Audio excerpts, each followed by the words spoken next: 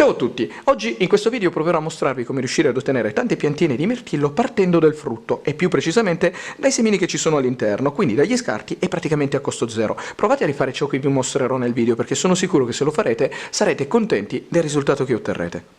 La prima cosa che occorrerà fare sarà quella di procurarsi dei mirtilli che siano maturi e riconoscerli è davvero molto semplice. Più il colore sarà viola ed intenso, più il frutto sarà maturo. Per estrarre i semi dal frutto basterà prendere un coltello e tagliare il frutto a metà, così.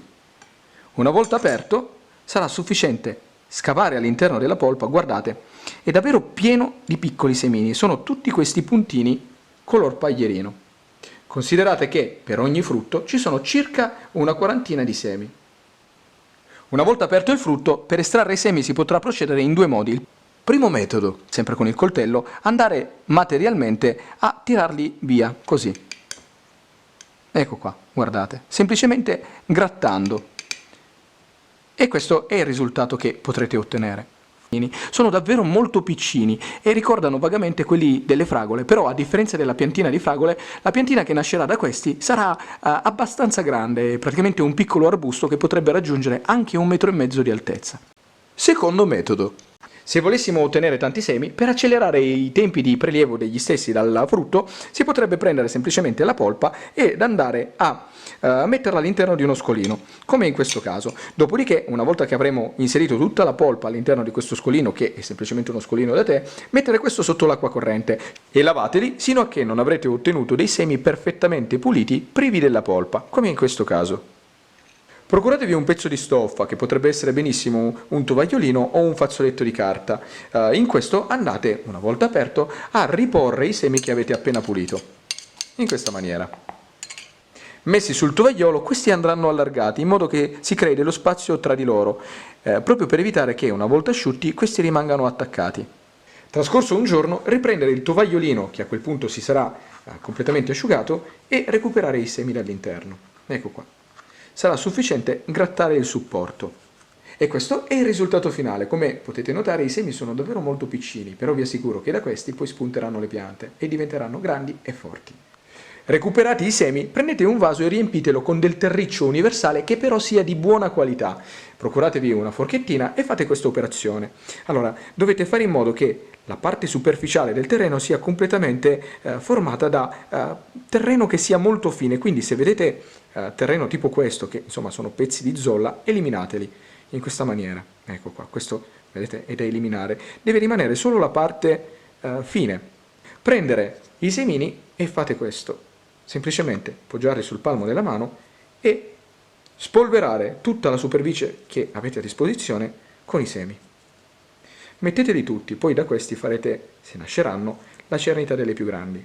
Fatta questa operazione, prendere la forchetta e semplicemente muovere il terreno in questo modo, leggermente.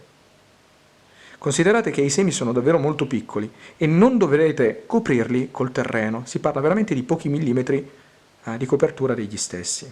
A questo punto prendete un vaporizzatore e bagnate il tutto molto abbondantemente. Terminato di bagnare, prendere un sacchettino di plastica ed andare ad inserire all'interno di questo il vaso. Dopodiché chiudere ermeticamente, semplicemente girando il sacchettino e chiudendolo con un fil di ferro.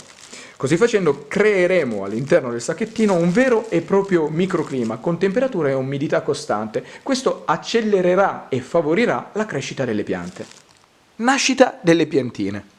Trascorse all'incirca 3 settimane, andando a riprendere il vaso, potremo notare che le piantine hanno iniziato a nascere, eccole qua, sono davvero molto piccine, fate una proporzione con le dimensioni del mio dito.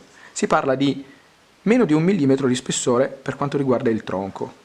Trascorsi altri 10 giorni, andando a riprendere il vaso potremo notare che le piantine sono cresciute davvero molto, adesso sono alte più o meno 2 cm, si stanno sviluppando in una maniera assolutamente rapida e corretta. Le dimensioni sono molto ridotte, però vi assicuro che crescendo queste diventeranno delle piantine molto grandi, arriveranno anche a 1 metro di altezza e esteticamente saranno anche molto belle.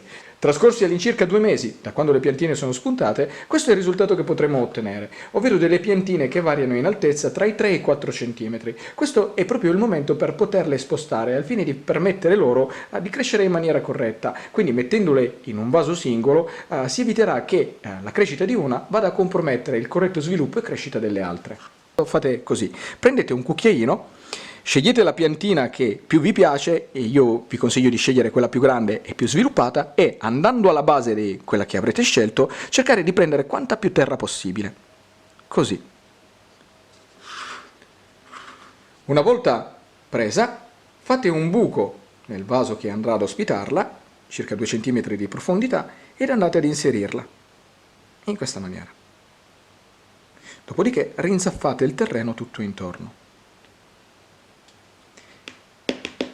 Prendete un vaporizzatore, molto delicatamente schiacciate la linguetta del vaporizzatore perché così eviterete di far danno alla piantina che avete appena messo, perché ricordo che queste piantine sono davvero molto piccole e fragili all'inizio. Quindi fate in modo che il getto d'acqua non sia forte. Ed una volta che avrete finito di bagnare, l'operazione di travaso sarà ultimata. Adesso la piantina andrà posizionata in un luogo che abbia tanta luce, ma non sole diretto, perché se metteste la piantina direttamente ai raggi del sole, questi potrebbero seccarla e quindi farla morire. Quando la piantina avrà raggiunto circa 1 anno di vita, allora si potranno mettere direttamente ai raggi del sole. Ma prima, mi raccomando, no. E nel frattempo bagnate ogni volta che il terreno tende ad asciugarsi. Cambio inquadratura per mostrarvi meglio come appaia la piantina. È davvero molto piccola, però vi assicuro che questa crescendo diventerà un bellissimo alberello. Trascorso 1 anno, la pianta si è sviluppata in una maniera assolutamente perfetta, è sana, è alta circa 40 cm ed è davvero piena sia di rametti che di piccoli germogli. Quando la pianta diventerà adulta e raggiungerà la sua maturità, inizierà anche a produrre i primi boccioli. E quando i fiori si saranno completamente aperti, questo sarà l'aspetto che avranno. Sono lunghi più o meno 1 centimetro, a forma di campanella e di color bianco. Trascorsi più o meno 20 giorni, se il fiore sarà fecondato, quando la parte bianca, che sono i petali, cadrà, all'interno, proprio alla base, si inizieranno a formare delle piccole palline. Quelli non sono nient'altro che i frutti che stanno iniziando a crescere. Sono davvero molto piccini, si parla di circa un paio di millimetri. Col passare dei giorni i frutti crescono sempre di più, fate una proporzione con le dimensioni del mio dito per capire quanto loro siano cresciuti. E quando i frutti saranno maturi, così è come apparirà la pianta, quindi non resterà altro che raccoglierli e gustarli, semplicemente staccandoli, in questa maniera.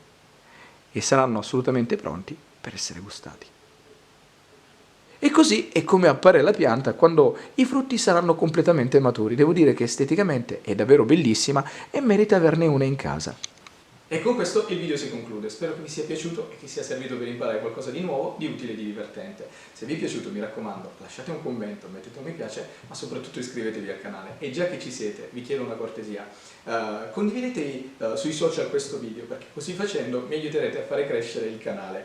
Detto questo, quindi ringraziandovi in anticipo, vi saluto e vi aspetto al prossimo video.